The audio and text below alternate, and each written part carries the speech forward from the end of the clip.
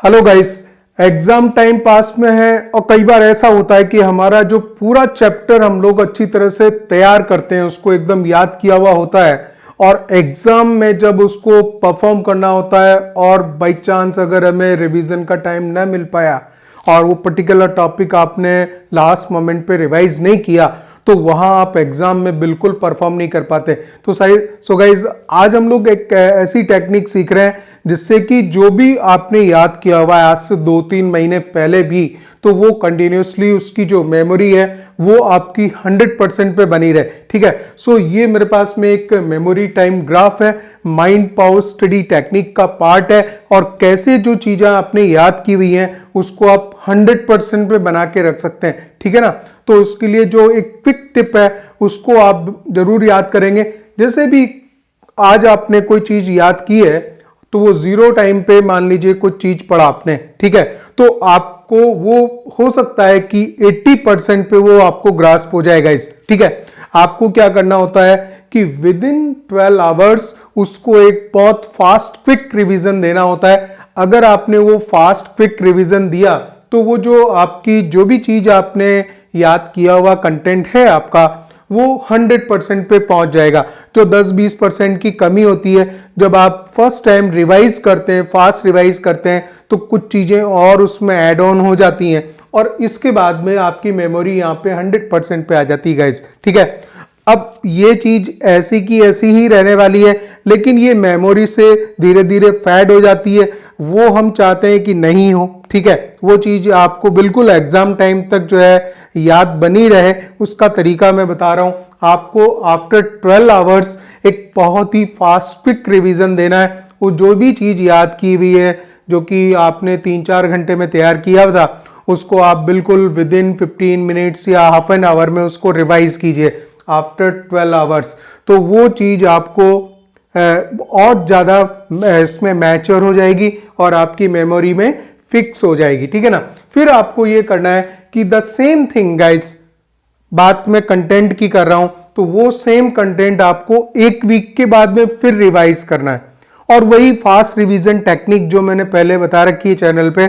उसका यूज करना है। बहुत फास्ट आपको रिवाइज करना है तो वो वापस आपकी मेमोरी से फैड नहीं हो पाएगा और आफ्टर 1 वीक वो 100% पे बना रहेगा। ठीक है, ये चीज आप ध्यान रखिए कि जो आप रिवीजन करते हैं रिवीजन का पार्ट सेपरेट रखना है और एक पार्ट वो होता है जिसमें हम अपना कोर्स कवर कर रहे होते हैं, डिफरेंट चैप्टर्स जो हमारे सॉल्व जो भी चीजें आप वर्कआउट कर रहे हो तो वो पार्ट अलग होता है। एक रिवीजन का पार्ट 2 सेगमेंट में पढ़ाई करनी होती है गाइस। तो आप जो सेकंड सेगमेंट है जिसमें कि आप रिवीजन कर रहे हैं चीजों का, तो इस ग्राफ का आप यूज करेंगे 100% पे बना रहेगा। ठीक है, तो मैंने जैसे बताया कि एक वीक के बाद में आपको क्या करना है, फिर जो कंटेंट आपने पढ़ा हुआ है उसको फास्ट रिवाइज करेंगे, बहुत फास्ट जाएंगे उसमें। ठीक है, तो जैसे ही बहुत फास्ट जाएंगे तो आपकी मेमोरी वापस वहां पे 100% पे आ जाएगी गाइस। और क्या करेंगे, आफ्टर 1 मंथ उसी कंटेंट को आप ध्यान रखिएगा कि जो जो चीजें हमने पहले तैयार कर रखी हैं उसको 1 महीने बाद भी बहुत quick revision, quick fast revise करना जो होता है, बहुत ही स्पीडली उस चीजों को देख लेंगे, की पॉइंट्स हैं उन सब चीजों को वापस देखेंगे तो मेमोरी 100% पे बनी रहेगी यदि आप 1 महीने की बात करते हैं तो। ठीक है, और इसी चीज को फिर आफ्टर 2 मंथ करेंगे तो वापस वही चीज बनी रहेगी, आपकी मेमोरी 100% पे बनी रहेगी और जब आप एग्जाम दोगे तो आप उसी मेमोरी के साथ में अपने एग्जाम में दे पाओगे, कॉन्फिडेंस भी होगा। ठीक है, लेकिन अगर आप ऐसा करते हैं कि आपने मान लीजिए उसको रिवाइज नहीं किया, ये 12 आवर्स के बाद में मैं बात कर रहा हूं कि बस जो तैयार किया था जीरो मोमेंट पे, आज जो अभी कंटेंट तैयार किया और उसको आपने आफ्टर 12 आवर्स एक रिवीजन देने के बाद में छोड़ दिया, ठीक है, तो वो धीरे धीरे जो मेमोरी है, मेमोरी ग्राफ जो है आफ्टर 2-3 मंथ्स जो है वो जीरो पे आ जाता है, जीरो पे आ जाएगा। और उसके बाद में अगर बाई चांस आफ्टर 3 मंथ ऐसा चीज जो कि आपने कभी पढ़ी थी 2-3 महीने पहले, तो आप खुद देखिए कि उसमें कॉन्फिडेंस नहीं होगा कि उसमें हम एग्जाम में अच्छी तरह से लिख सकें। ठीक है, तो वो ऑलमोस्ट जो है धीरे धीरे फैड होता हुआ 0% पे पहुंच जाता है, फिर उससे रिलेटेड हम कोई चीज एग्जाम में कॉन्फिडेंटली लिख नहीं पाते हैं। तो जो गाइज जो एग्जाम की प्रिपरेशन कर रहे हैं, चाहे सीबीएसई बोर्ड हो या जेईई मेंस हो या any exam you are preparing, अगर इस